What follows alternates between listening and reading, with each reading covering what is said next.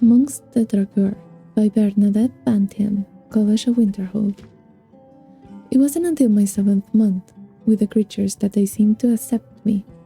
Well, accept isn't really the proper word, but they seemed to have decided that I posed no threat to them and gradually ceased their attacks.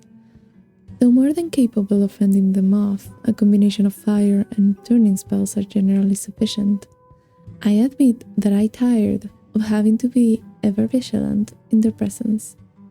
I'll never know whether there was some sort of agreement communicated among them, for the only utterances they make seem to be in that heathen tongue that I can't even pronounce, much less transcribe.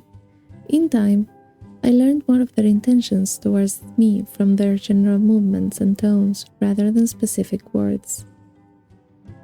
Hostility in any creature is easily read, but in this most peculiar of the living dead, with such variations in gait and speed, what amounts to a hostile charge in one may simply be a casual movement in another. The eyes seem to be the key to their intent, and I will confess to more than one dream haunted by the glowing pinpoints in the darkness. I had always wondered why the ancient priests of the dragon cult insisted that their followers be buried with them. It seems the height of pagan vanity to drag your conscripts to their death along with you, but as I integrated into their presence, I began to observe the reasons.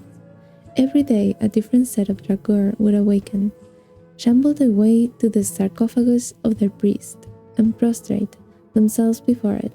Several hours of this, followed by a meticulous cleaning of the area.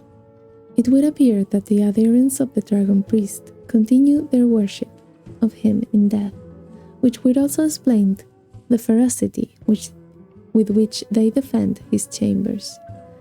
It took several weeks before I felt comfortable approaching the dragon priest's resting place, myself, inch by inch, until the snarling dragur around me seemed too tired of fending off my timid presence. I was able to set some simple scrying spells around the tomb, that I might get a sense of what magical energies reside there. When the next group of dragur come to pay homage to the priest, I noted a sort of transferal happening, a distinct flow of life force between the adherents and the master. It was here that I finally understood the dragon cult's notion of resurrection. The second eternal life was only promised to those who ascended to the priesthood, but the lesser functionaries contributed their life force to sustaining them for eternity. I don't know what sort of eternal wellspring they draw from, but it's clear that each dragur carries only the barest whisper of life in it, and rekindles it nightly while resting in its niche. I now believe that the grotesque forms that we see in the barrows were, in fact, buried fully as men and women, and only over the thousands of years that have passed withered into the wretched things we know. If we had visited the barrow directly after its construction, we might not have known any of its inhabitants were dead. These discoveries and extrapolations excite me, and my mind aches to return to the barrows. I have only paused here at the college to transcribe these notes and gather further supplies for a more extended stay. My new hope is to learn some rudimentary way of speaking to them, for imagining what they could tell us of the early mists of time, it is staggering. Bravel, Daughter of Niben by Sathir Longleat. Bravel is one of the most charming towns in Cyrodiil, sparkling in her simple beauty, illustrious by her past. No visit to the southern part of the Imperial province is complete without a walk along Bravel's exciting riverport.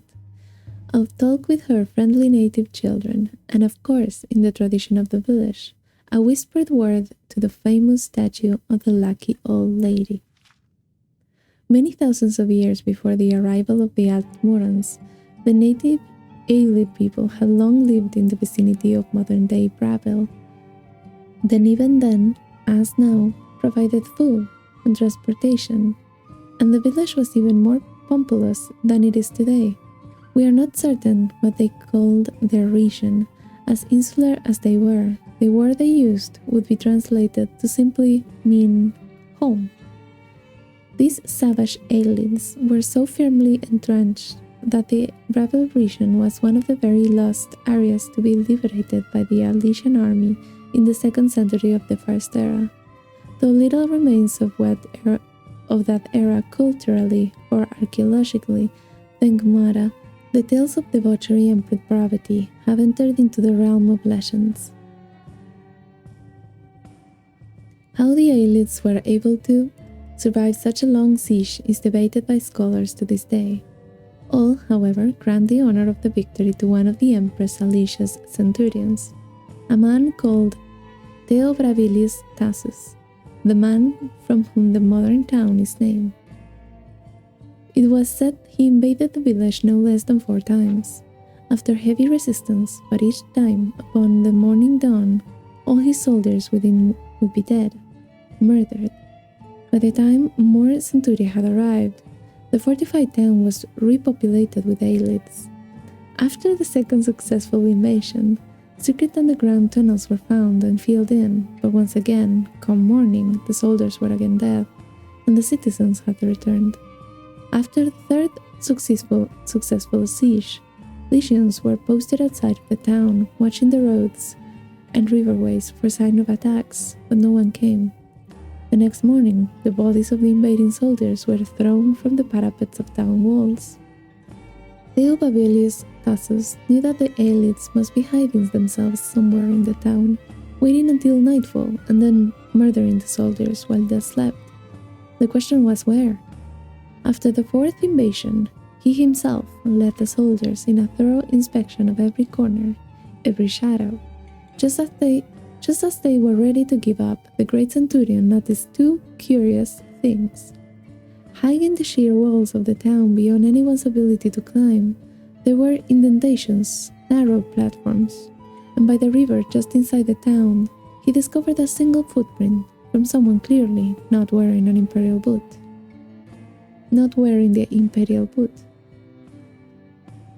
The Aelids, it seemed, had taken 2 routes to hide themselves. Some had levitated up to the walls and hidden themselves high above, and others had slipped into the river, where they were able to breathe underwater.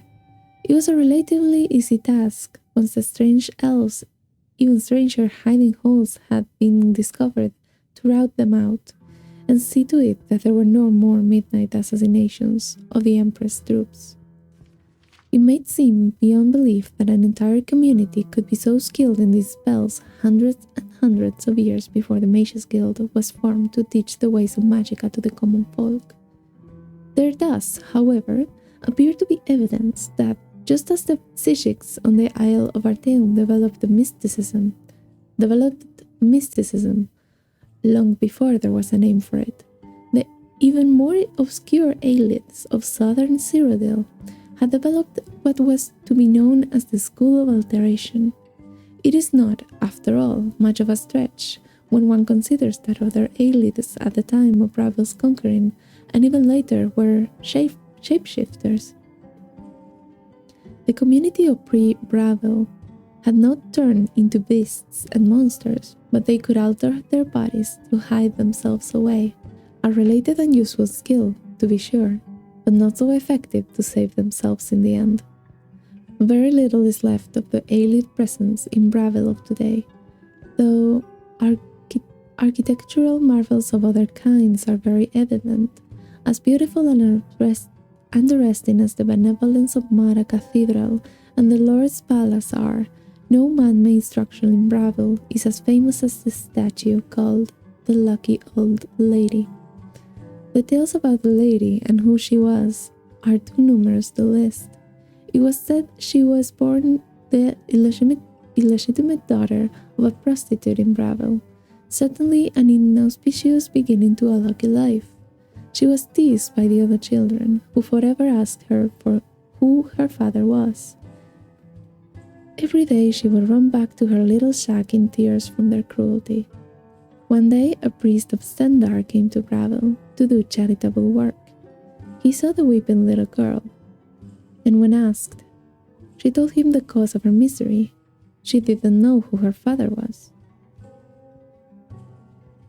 "You have kind eyes and a mouth that tells no lies," replied the priest after a moment, smiling. "You are clearly a child of Stendar, the god of mercy, charity, and well-earned luck." The priest's thoughtful words changed the girl forever. Whenever she was asked who her father was, she would cheerfully reply, "I am a child of luck." She grew up to be a barmaid. It was said, kind and generous to her customers, frequently allowing them to pay when they were able to. On a particularly rainy night, she gave shelter to a young man dressed in rags, who not only had no money to pay, but was belligerent and rude to her as she fed him and gave him a room. The next morning, he left without so much as a thank you. Her friends and family admonished her, saying that she had to be careful. He might have even been dangerous. A week later, a royal carriage arrived in Bravel, with an imperial prince within. Though he was scarcely recognizable, it was the same young man the lady had helped. He apologized profusely for his appearance and behavior, explaining that he had been kidnapped and cursed by a band of witches, and it wasn't until later he had returned to his senses. The lady was showered with riches, which she, of course, generously shared with all the people of Ravel, where she lived to a content old age. No one knows when the statue to her was erected in the town square, or who the artist was, but it has stood there for thousands of years, since the first era. To this day, visitors and Brazilians alike go to the lucky old lady to ask for her to bless them with luck in their travails. Just one more charming aspect to the charming and very lucky village of Bravo. Magic from the Sky by Irlav Jadal. The ancient Aelids believed that Nirn was composed of 4 basic elements: earth, water, air, and light. And of these 4 elements, they believed that the most sublime form of light was starlight. The stars are our links to the plane of Aetherius, the source of all magical power, and therefore, light from the stars is the most potent and exalted of all magical powers. From time to time, fragments of Aetherius fall from the heavens. The people know these fragments as shooting stars, and from time to time, such ethereal fragments are found on Nirn. The most common varieties are known as meteoric iron. This metal is prized by armorers and enchanters for its properties in the forging of enchanted weapons and armors. This meteoric iron is also the primary component in Aelid wells, ancient enchanted artifacts found throughout Cyrodiil. Another rarer form of ethereal fragment is called meteoric glass. It is from such fragments that other rare Aelid enchanted artifacts are crafted: Welkin stones and Barala stones. Aelid wells are scattered across Cyrodiil's landscape. Their sitting is a mystery. They are not associated with any known Aelid cities or settlements. It is presumed that, in some manner, they harvest magical power from starlight. It is also suggested, without evidence or support, that they are located at the meeting points of ancient lines of magical power. However, modern arcane arts have discovered no perceptible evidence of such lines of power. Those with magical talents can draw magicka from Aelid wells to restore their own reservoirs of magical power. No ritual or arcane knowledge is necessary, suggesting that these spells were designed to serve persons not skilled in the magical arts. Once drained, the wells replenish again only at magical midnight. Once recharged, they appear to radiate magical power back into the sky, which prompts some to theorize they are also objects with religious or magical ritual significance, perhaps a means of offering magic back to the heavens. Welkin stones Aldmary's Skystone, Heavenstone, literally Sky Child, are pieces of cut and enchanted meteoric glass, which apparently acts as storage devices for magical power. A magical talent can restore these reservoirs of magical from such stones. Alas, the means of restoring power to these stones may have been lost with the Aelids. Currently, these objects simply crumble to dust after they have been used. Great Welkin stones are exceptionally large pieces of enchanted meteoric glass. Scholars believe that at the heart of each ancient Aelid city, a great Welkin stone was the source of the settlement's magical enchantments. It may be that these great stones were linked to the lesser stones, restoring and maintaining their power. In any case, research of these great Welkin stones is impossible, since all the known Aelid ruins have been looted of their great stones, and no examples of these great stones are known to survive. Another rare enchanted item found in Aelid ruins is called the Varala Stone, Aldmary's Starstone. Varala stones are remarkably powerful, enabling untrained users to restore magical energy to any number of enchanted items. Because of their great value and utility, these items are also extremely rare, but since they are small and easily concealed, diligent explorers may still occasionally come across them in any Aelid ruin. Aelid wells, Welkin stones, Varala stones. Consider then these marvels of magical enchantment. Are we then to conclude that the Aelids were a superior race and culture? Did they so exceed us in art and craft that they mock the feeble powers of the Third Era wizards? Never. The Aelids were powerful, yes, and cunning, but they were neither good nor wise, and so they were struck down. Their works have passed from Nern. Save these rare and sparkling treasures, their ancient cities are dark and empty, save for the grim revenants and restless spirits condemned forever to walk the halls, keeping their melancholy vigils over bones and dust. Nords Arise by Anonymous. Nords Arise, throw off the shackles of imperial oppression. Do not bow to the yoke of a false emperor. Be true to your blood, to your homeland. The Empire tells us we cannot worship holy Talos. For how can man set aside a god? How can a true Nord of Skyrim cast aside the god that rose from our own heartland? Mighty Tiber Septim, himself the first emperor, conqueror of all Tamriel, ascended to godhood to sit at the right hand of Akatosh. Tiber Septim, a true son of Skyrim, born in the land of snow and blood, bred to the honor of our people, is now Talos, god of might and honor. The Empire has no right to tell us we cannot worship him. Our own High King, Torig, betrayed us to the Empire. He traded our god for peace. He agreed to a pact with the Thalmor, signed by an emperor in a foreign land. Are we to be beholden to such a pact? No, 1,000 times no.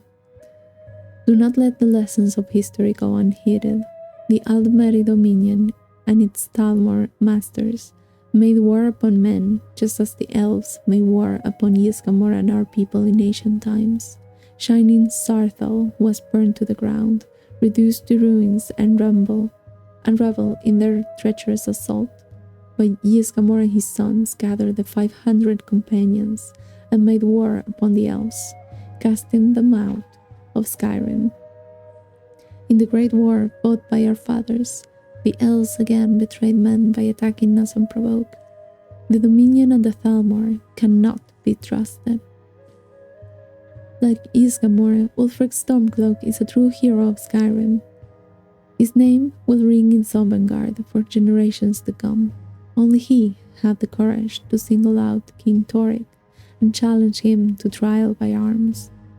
Ulfric's Thum, a gift from Talos himself, struck down his traitorous ruler, and by his death we are now free of our imperial shackles, and the Thalmor overlords that darken the imperial throne. The Empire has sent its legions to govern us. They have enlisted our own countrymen to their cause. They have set brother against brother, father against son. They have caused Skyrim to battle itself in their name, for their cause. Do not let them divide us. Do not let them conquer us. Reject the imperial law that forbids the worship of Talos. Join Ulfric Stormcloak and his cause. Nords of Skyrim. Nords of Skyrim, my people, my pride. Respected reader, my name is Hortmund Wolfhard, and I am a Nord. But more importantly, I am a Nord born and raised in the land of Skyrim. I write this volume in the desperate hope that the rest of Tamriel can come to know my people as they deserve to be known, and understand this province for what it truly is, a place of uncontested beauty and culture. Some of what you know is undoubtedly true. Physically, we Nords are an impressive, often imposing sight. Tall of stature, strong of bone, and thick of muscle. Our hair is often fair and worn braided, as has been the custom for generations. Often, we are swathed with hides of beasts, for such creatures are abundant in Skyrim, and we would be foolish not to take advantage of such an available resource. Having read this far, you may be shocked at the strength of my words and the literacy of a northern savage. Many Nords can both read and write. My father began my instruction in the way of letters when I was but a bairn, as did his father and his father before him. But the accomplishments of the children of Skyrim are multitude, and go beyond the mere woodcraft. For we are artisans as well, and though the ancients had learned to manipulate steel the way a sculptor would clay. Indeed, I have seen with mine own eyes visitors from High Rock and Cyrodiil weep in disbelief as they beheld the blaze wrought in the fires of Skyforge, and honed to beautiful deadliness by the god-touched hands of Clan Greymane. But how can this be true, you ask? How are such achievements possible from a people who have yet to emerge from the muck and snow? Again, provincial bias clouds the truth. The cities of Skyrim are a testament to Nord ingenuity and craftsmanship. Chief among them are Solitude, seat of the High King and capital of the province. Windhelm, ancient and honored, a jewel in the snow. Markarth, carved into the living rock itself, in ages long since past. Riften, nestled in the golden shadows of the fall forest, whence comes delicious fish and meat. And Whiterun, built around the hall of your Baskar, home of the most noble companions and revered Skyforge. And now, respected reader, you have the full measure of it. We Nords are everything you imagine, and so much more. But let not this work be your only gateway to the truth. Book passage on carriage or vessel, and make the journey north. See Skyrim with thine own eyes. See Skyrim as have the Nords, since the gods first shaped the world. The Amulet of Kings by Wenengrus Monhona.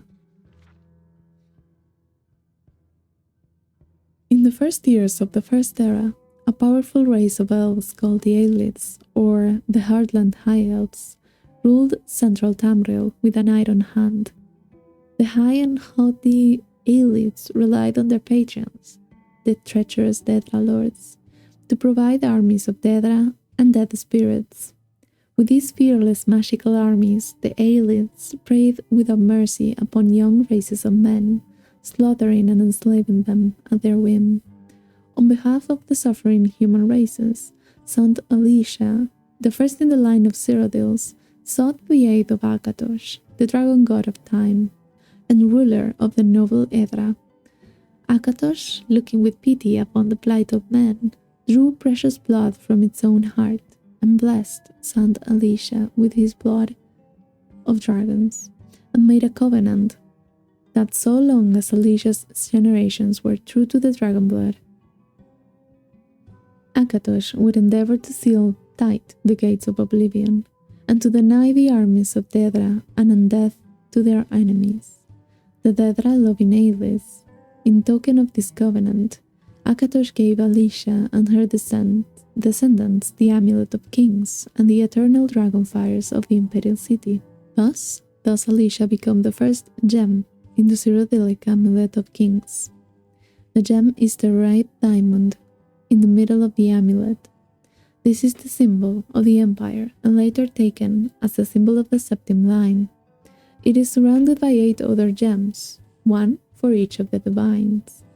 So long as the Empire shall maintain its worship of Akatosh and his kin, and so long as Alicia's heirs shall bear the Amulet of Kings, Akatosh and his divine kin maintain a strong barrier between Tamriel and oblivion, so that mortal men never need again fear the devastating summoned hosts of Dedra lords.